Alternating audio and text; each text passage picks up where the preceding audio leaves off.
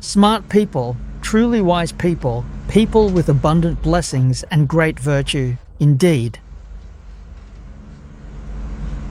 He understands deeply in his heart and soul. Why has the profound method of wholeheartedly reciting the Buddha's sacred name been able to spread so widely and extensively across the entire world in recent years, reaching countless individuals? So many people have developed faith, made vows, and recite the Buddha's name seeking rebirth in the Pure Land. Who is the wise person that made this possible? It was indeed Elder Shia's meticulously compiled edition that was instrumental in bringing this significant development to fruition and making it a reality.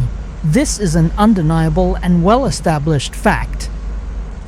If we truly understand this fact, and you still want to slander this very edition, then the karma you create is probably enough to land you in the deepest Avicii hell. Do you think you can escape that? Can you still attain rebirth in the Pure Land by reciting the Buddha's name? Impossible! And why is it impossible? Because your karmic obstacles and bad habits are just too heavy. So even though you recite Amitabha Buddha, your delusions, discrimination, and attachments haven't been cut off at all. And on top of that, you commit the serious offense of slandering the three jewels. First, you'll fall into hell. After suffering the retribution for your sins there and coming out, maybe you'll encounter this opportunity again. There's still the seed of Amitabha Buddha in your Alaya consciousness. What's the point of remembering that? Actually, this isn't anything unusual. In our past lives, we've done the same things.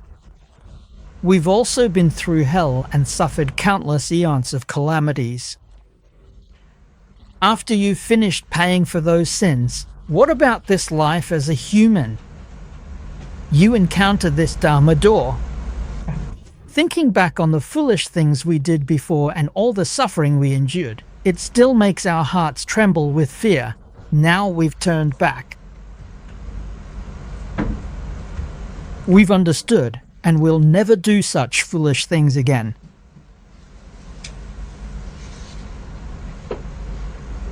So right now, no matter who maliciously slanders me, cruelly insults me, actively tries to harm me, or even violently kills me, I still genuinely cheer for them, sincerely praise them, and feel profoundly grateful.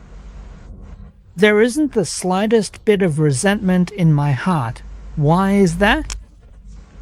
Because I truly know and understand that in the Western Pure Land, only the most virtuous and truly good people gather together. So I absolutely have to diligently cultivate myself to meet the elevated standard of supreme goodness in order to be warmly welcomed and accepted by everyone there. Not even a trace of malice truly remains. Toward all people and all things, I feel only deep gratitude and appreciation. You might ask, what kind of kindness or virtue could those who have framed you, or even tried to kill you, possibly have toward you? You should still thank them, and even repay them, because they have shown you a kind of grace. Their malicious slander, hurtful insults, and cunning schemes are, in essence, just like a demanding teacher giving you a challenging test. If I pass this test they set for me, how could I say they haven't done me a favor? Without this kind of test, I wouldn't even know what stage my cultivation has reached. I really wouldn't know. If someone tries to kill me, I should be even more grateful. Why is that? Because I'd get to reach the Pure Land a little sooner. Aren't they basically sending me off there? This world is so full of suffering. If your blessings and wisdom are already great, there's no need to endure more hardship. Just go quickly. So, how could that not be considered a profound and significant favor? Dying early truly means being reborn much, much earlier, thereby enjoying happiness and contentment sooner. The kindness and benevolence are truly enormous.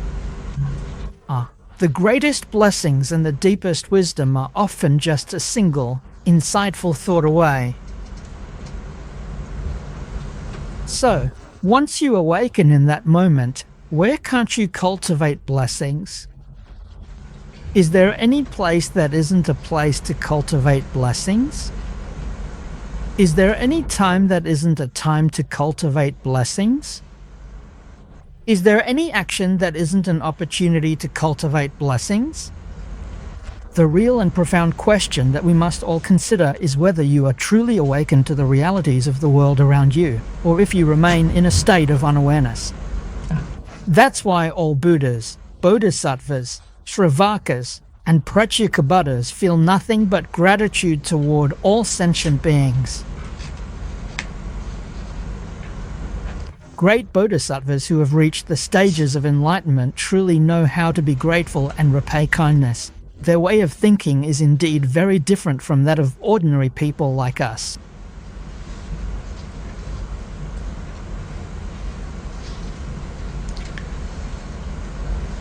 Aside from the 5 heinous offenses, which are specifically mentioned and detailed in various Buddhist sutras, such as those found within the Venerable Raputra Sutra, and indeed also explicitly referenced in this very sutra that we are currently examining,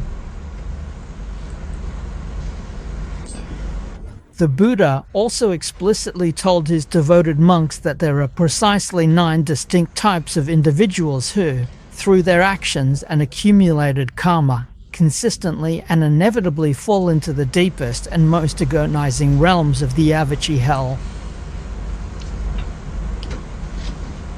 So, in addition to those 5 heinous offenses, there are 4 more added.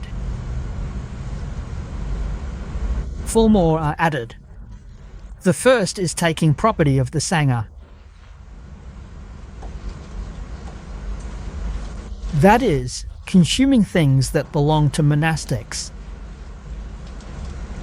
Oh well, hearing this is really frightening.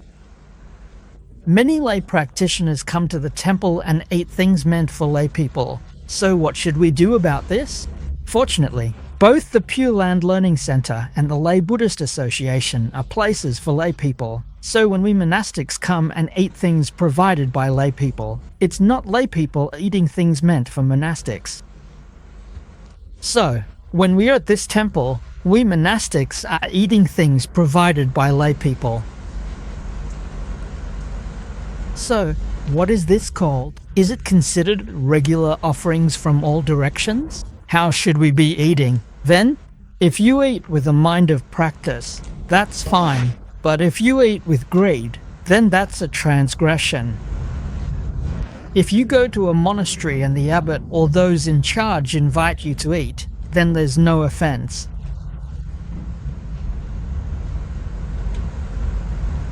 This is something everyone should keep in mind. In the past, in temple communities, there were many lay people who would come and stay temporarily. If you look at the big temples and monastic communities in mainland China, you'll see that they are divided into inner and outer courtyards. The inner courtyard is where the monastics live, and the outer courtyard is for the lay people. Because in ancient times, the social system was different from what it is now. In the agricultural era, in an agricultural society, people had long periods for spiritual practice. When it wasn't the farming season, everyone had free time, and with that free time, many people would go to the temple to stay for a while, sometimes for several months at a stretch. So, what did they do at the temple? They listened to sutra lectures, recited the Buddha's name, and practiced meditation. So when they went to the temple, they would ask for a place to stay, what we call a guadan, and live there for a while. The temple would also assign you some work to do, so there was no problem with meals. It's not that you didn't have to eat, they would just give you a share of work to do. So what about scholars? Generally speaking, most of the time, the work assigned to them was copying sutras. Back then, there was no printing technology, so everything had to be handwritten. If you were a scholar staying there, you were very welcome. You helped me copy sutras. Yes, transcribe these scriptures. That way, the temple's scripture library became richer and more abundant. Originally, there might have been only one copy of a sutra, but if you could write another, then there would be one more. If you copied two more, then there would be two more copies. So generally, the work assigned to scholars in temples was definitely copying sutras. If it wasn't copying sutras, then they would be given some of the more labor-intensive and physically demanding tasks, like cleaning the grounds, helping out in the kitchen, or assisting in the thatched huts, things like that. Because in the past, there were many residents in the temples and life was tough. In the kitchen, they used firewood and someone had to go chop the wood. After chopping, the wood still had to be split. All of these were heavy, physically demanding tasks. The rice was brown rice. What they collected was unhusked rice, which had to be milled into brown rice and then cooked. Every step required manual labor. So when you went to the temple to ask for alms, you usually had to take on these kinds of jobs as well. That's why, if you came to live in the temple, truly cultivating both merit and wisdom, then there was no problem at all. If you came to the temple and refused to eat, that would be considered a serious offense. When it comes to things donated for the monks, you have to be clear about it. If it's not made clear, everyone gets scared and no one dares to come to the temple. The second category is items dedicated to the Buddha. If you casually use items that have been respectfully offered to the Buddha, that's a very serious offense indeed, a grave transgression. For the Sangha, all items are first offered to the Buddha, and only then do we use them ourselves.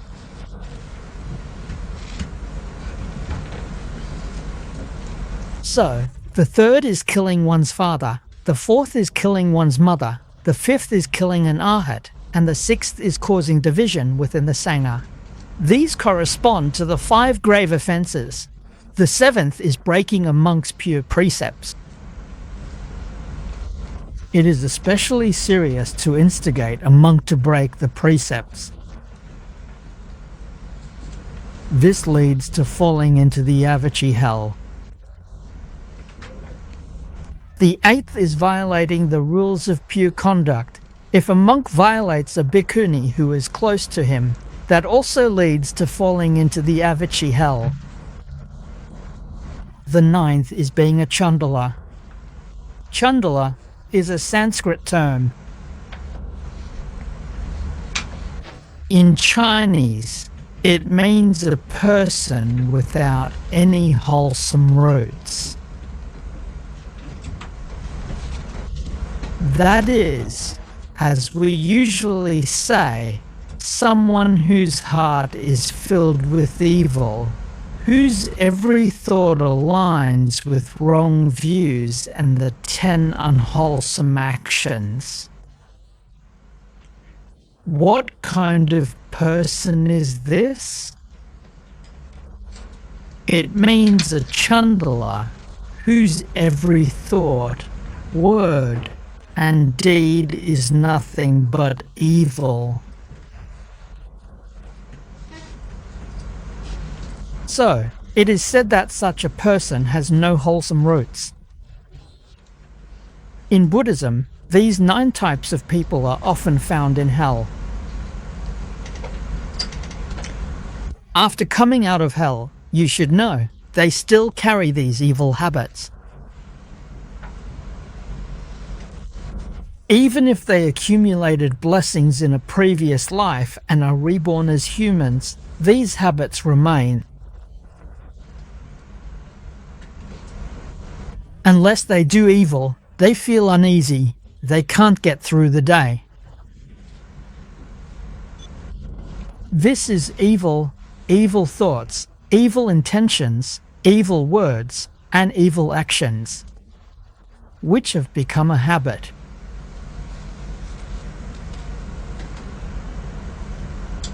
This is truly, truly terrifying. So, their time in the human or heavenly realms is not long.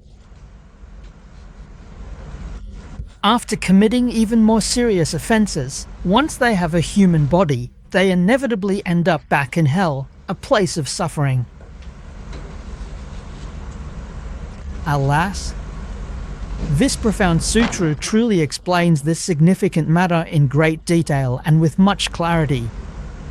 King Yama and the truly compassionate Kittagarbha Bodhisattva. Kittagarbha Bodhisattva is indeed truly compassionate and benevolent, showing immense kindness to all beings. In the profound Sutra of Mindfulness of the True Dharma, it explicitly states that the immense suffering experienced in the Apsai hell is 1,000 times more excruciating and severe than that found in any of the 10 major hells. In our sacred scriptures, we often mention the 8 cold and 8 hot hells, which are indeed 8 distinct levels of hell. However, the immense suffering in the Apsai hell, also known as the uninterrupted hell, truly surpasses all of them by more than 1,000 times. The shortest lifespan there, in this particular hell, is 1 kalpa. And this 1 kalpa is considered a truly, indeed, very great kalpa, rather than a small one. What are the karmic causes for falling into hell? They are very easy to create. But once you've fallen into hell, it's incredibly, incredibly hard to get out. Remember the law of karma and its retribution. We must understand it, be clear about it, and always keep it in mind. These kinds of things must never, ever be done. We absolutely must not, for the sake of a tiny bit of personal gain, commit such grave and heavy sins. Read the Sutra of the original vows of Kittagarbha Bodhisattva. Elevate your own cultivation, cultivate at a high level. So, to be honest, this scripture says we should read it often. We should treat it like a precept sutra. Just as the precepts are recited every half month, we should recite this at least once every half month too. But people's dispositions are different from the past. Reciting every half month is no longer effective, exposing something to the sun for 1 day and leaving it in the cold for 10.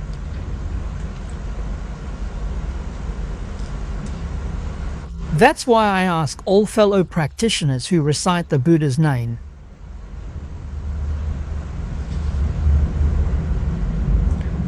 every day after the evening practice, recite the Taishang Gain Ying Pian and the Wenchang De Juan Yin Shi when 1 time.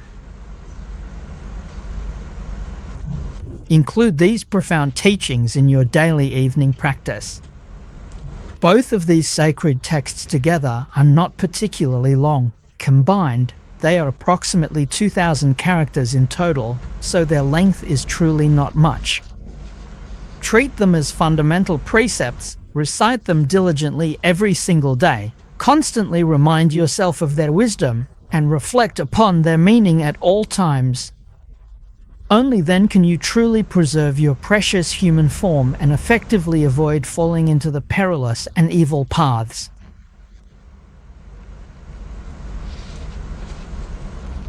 Now, let's look at the following passage from the sutra. There is yet another hell, called the Hell of Four Severings, the Hell of Flying Knives, the Hell of Monkey Spirits, the Hell of Clamping Mountains, the Hell of Copper Walls. There is yet another hell, called the Hell of Iron Carts. There is yet another hell, called the Hell of Iron Beds. There is another hell, the Hell of Iron Oxen, the Hell of Iron Garments, the Hell of 1,000 Blades. There is yet another hell, called the Hell of Iron Donkeys. Also, the hell of molten copper, the hell of leopards and hares, and the hell of dragons and tigers. There is yet another hell, following snakes. There is yet another hell, twisted hands. There is yet another hell, burning feet.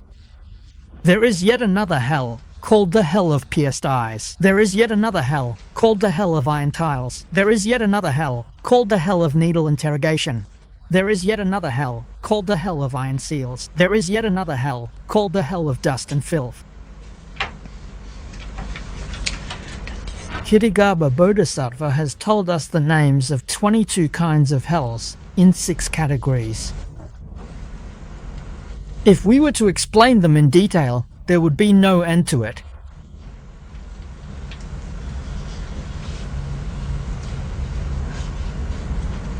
He goes on to say that these are the numerous subsidiary hells, which are specifically attached to Absai Hell, also known as the Hell of Uninterrupted Suffering, a place of continuous and intense torment where beings experience ceaseless pain and anguish without any respite. There are indeed a great many different kinds and varieties, but in this particular context, only a specific set of 6 distinct categories will be explicitly mentioned here.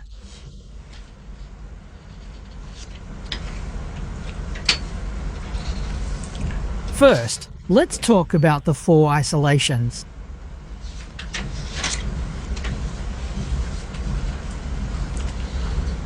In the Sutra of the Right Mindfulness, it is explained.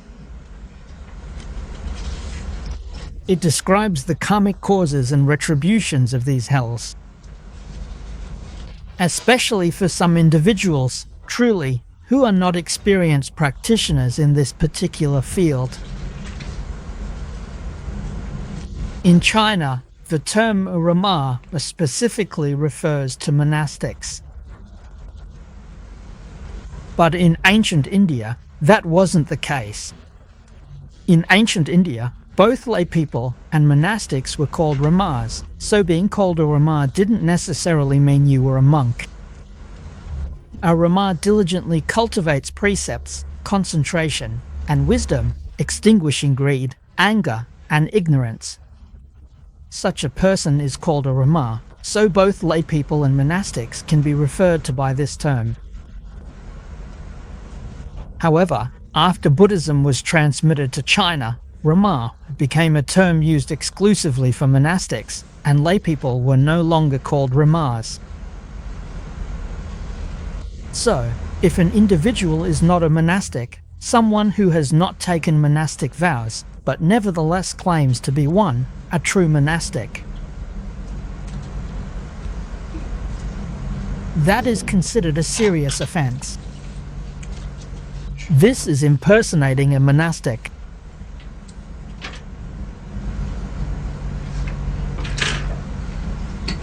On this crucial and significant point, we really need to be highly vigilant and exercise extreme caution. Now that we have truly become monastics, are we genuinely and authentically monastics in every sense of the word and in our daily lives? Now that we have received the precepts, have we truly received them? There is no self.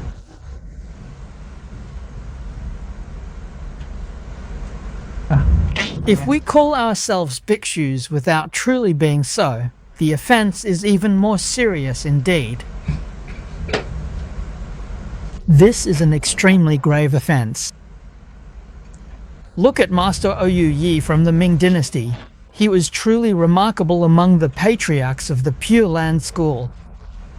Who was Master Oyu Yi? No one really knows.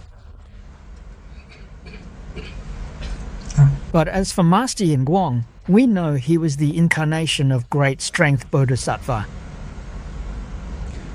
Master Yin Guang highly praised the essential explanation of the Amitabha Sutra.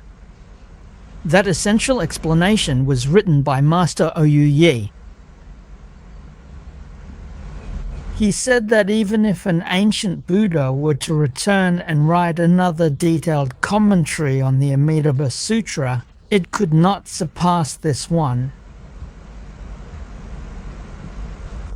That is the highest praise possible.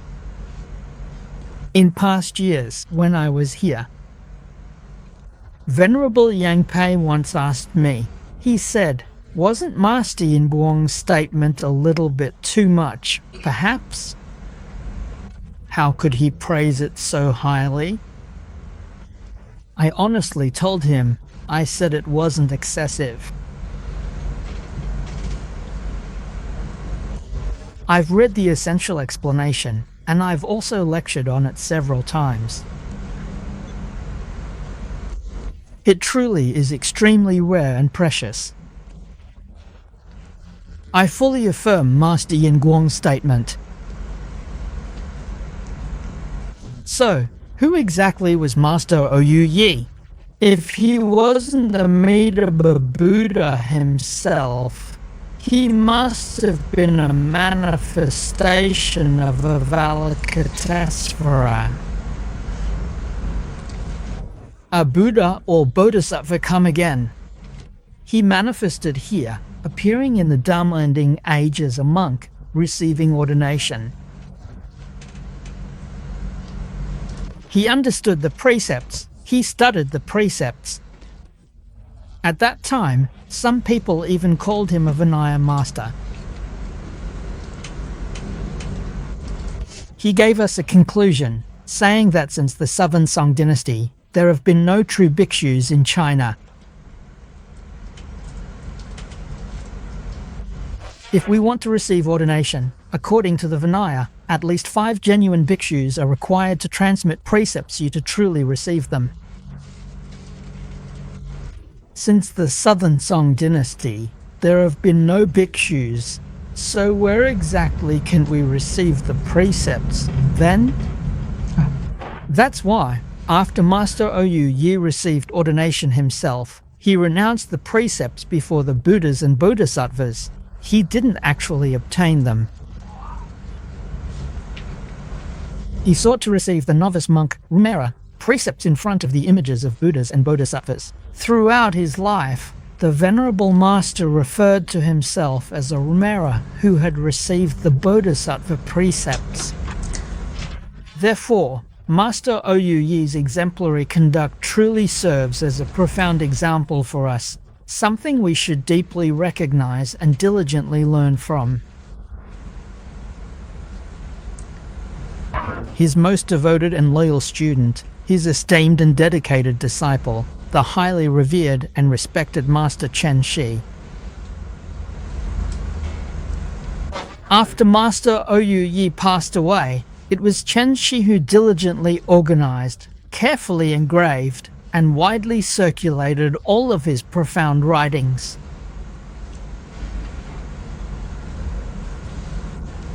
He was a great contributor to Master Ou Yi's legacy. Since the teacher referred to himself as a Rumera, the student naturally didn't dare claim any higher title. Chen Shi became a monk and also received the Bodhisattva precepts. Chen Shi referred to himself as a monk who had received the Bodhisattva precepts. This was true in both name and reality, and did not violate any rules. So what is our status today? If we can truly become monks who have received the Bodhisattva precepts, that's already quite an achievement. If we can truly uphold the 5 precepts and diligently practice the 10 good deeds well, then we are indeed truly devoted disciples of Amitabha. Lay practitioners cultivate the 5 precepts and 10 good deeds, and so do we. With our monastic status, if we diligently practice the 5 precepts and the 10 good deeds, our true and inherent position is that of a monk who has indeed received the Bodhisattva precepts. We truly need to understand this profound truth and its implications. That's why, in Sutra of Karma Retribution of Good and Evil, in Dharma Ending Age,